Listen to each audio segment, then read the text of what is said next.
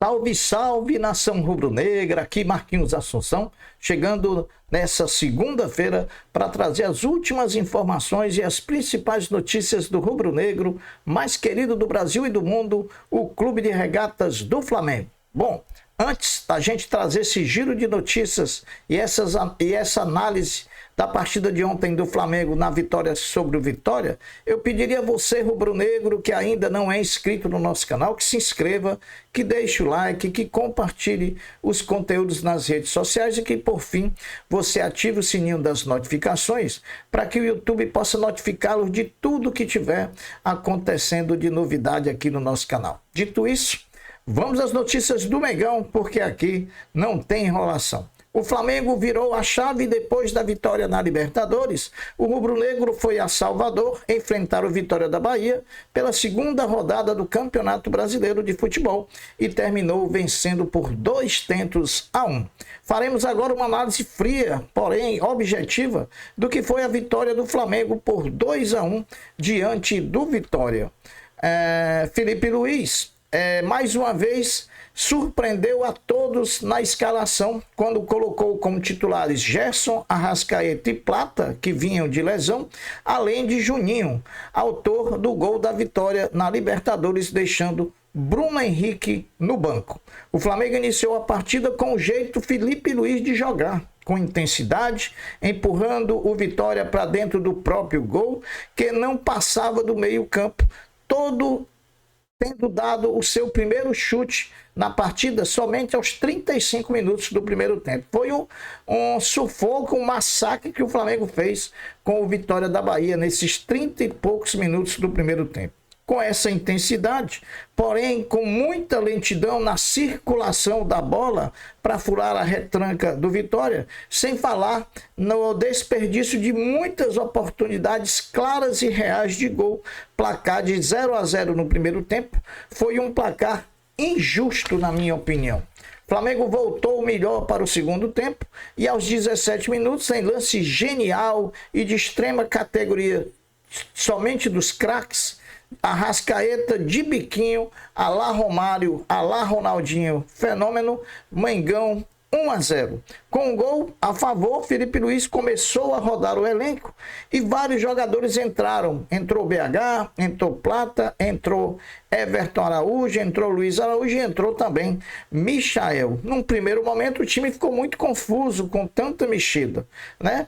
E dada essa confusão, ainda teve o seguinte detalhe: aos 31 minutos do segundo tempo, num chute despretensioso do jogador Wellington Rato do Vitória, a bola desviou nas costas do Gerson e morreu no fundo da rede de Rossi. Vitória, nesse momento, chegava ao empate com o Flamengo. Um grande resultado para o Vitória e um resultado adverso para o Flamengo. Com o empate, o Vitória se empolgou, foi para cima do Flamengo, achando que daria para ganhar porque já tinha empatado, deixou espaços para o Flamengo jogar e em um desses lances fortuitos ali pelo meio do campo, Luiz Araújo em velocidade foi na linha de fundo e cruzou para o matador Bruno Henrique. Por números finais, a partida, Vitória 1, Flamengo 2, Flamengo 3 pontos conquistados lá em Salvador.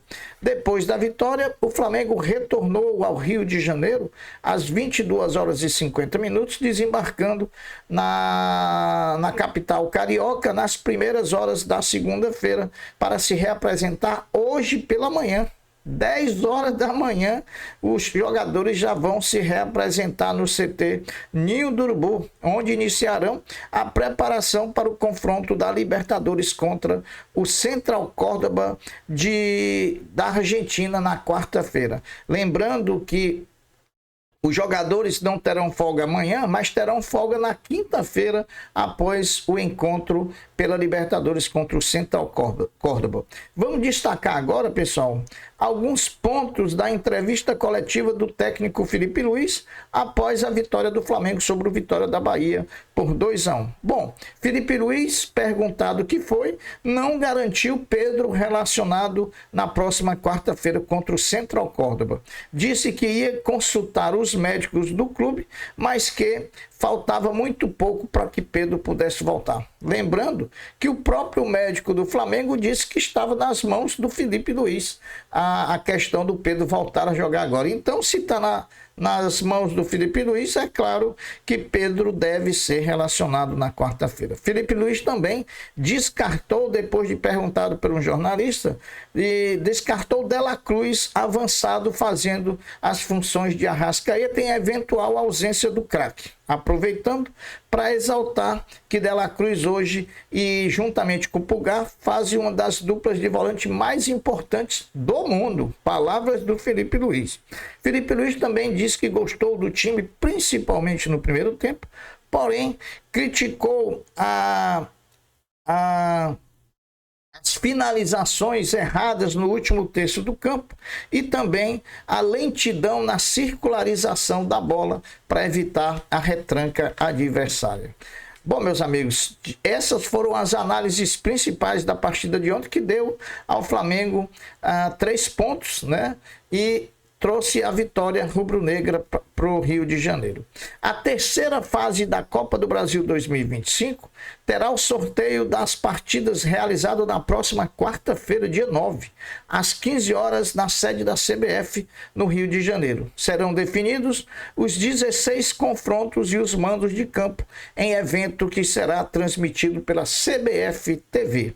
Haverão jogos de ida e de volta, com datas inicialmente previstas para o dia 30 de abril, os jogos de ida, e 21 de maio, os jogos de volta, respectivamente.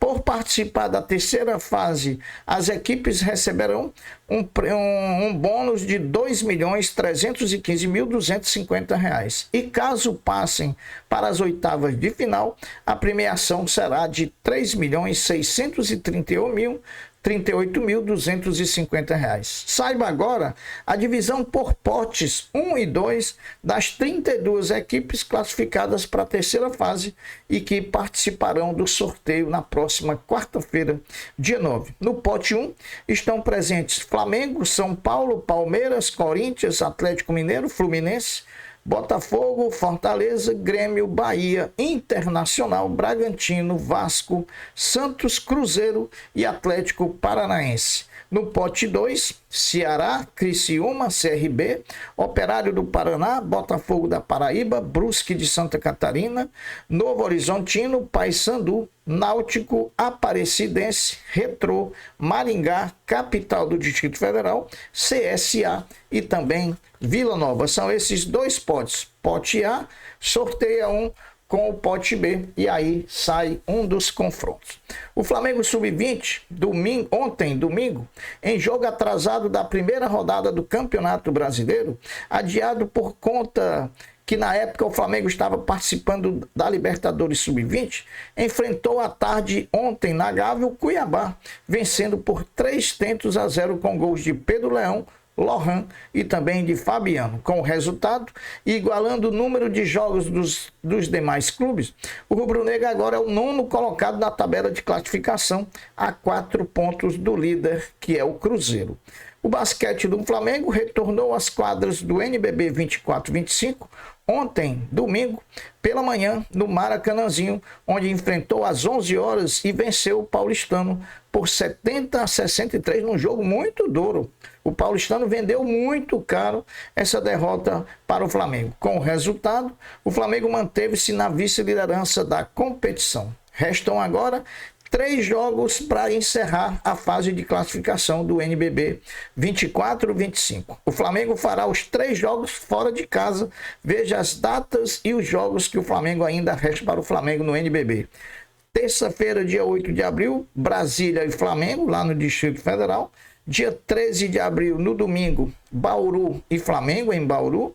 E no dia 15 de abril, terça-feira, Franca e Flamengo, lá no Pedrocão, em Franca. Lembrando que nos dias 18 e 19 de abril, agora, o Flamengo disputa o Final Four da Champions League das Américas. No dia 18, disputa a semifinal com o Franca, assim como também disputa o Instituto da Argentina contra o Boca Juniors. No dia 19, os vencedores jogam a final da Champions League da América e os perdedores disputam o 3º lugar. Bom, depois dos 3 jogos realizados no sábado, o Campeonato Brasileiro da Série A prosseguiu ontem, domingo, com a realização de 7 jogos. Saiba quais eram esses jogos e quais os resultados. Mirassol 1, Fortaleza 1, Vitória da Bahia 1, Flamengo 2, Internacional 3, Cruzeiro 0, Atlético Mineiro 0, São Paulo 0, Fluminense 2, Bragantino 1, Sport Clube do Recife 1, Palmeiras 2 e Santos 2, Bahia 2. O fato negativo da rodada foi um pênalti inventado contra o Sport Recife a favor do Palmeiras, de tão escandaloso que foi. De tão escandaloso que foi, o ex-goleiro do Palmeiras, o campeão do mundo Marcos, foi às redes sociais em vídeo gravado se sentir envergonhado com o pênalti marcado que deu a vitória ao Palmeiras no Sport. É o famoso Barmeiras, né, pessoal? Sem meu pênalti eu não vivo. Bom, meus amigos, o Central Córdoba da Argentina, adversário do Flamengo na Libertadores na próxima quarta-feira, dia 9, antes do confronto contra o Flamengo, jogou ontem pelo Campeonato da Argentina e perdeu para o Santa Fé por 1-0. O detalhe é que o treinador utilizou apenas os reservas na partida de ontem pelo argentino. O Flamengo ontem emitiu uma nota oficial ressaltando a segurança com que passou pela Venezuela. A nota foi um agradecimento às autoridades venezuelanas, ressaltando o tratamento dado não só à delegação rubro-negra, como também sendo extensiva aos torcedores do mais querido do Brasil e do mundo, o Mengão. Meus amigos, essas são as notícias do Flamengo nessa segunda-feira. Eu vou ficando por aqui, deixando uma até breve, uma até logo, dizendo fiquem todos com Deus, porque eu sempre estou com ele. Saudações rubro-negras. Fui. Tchau.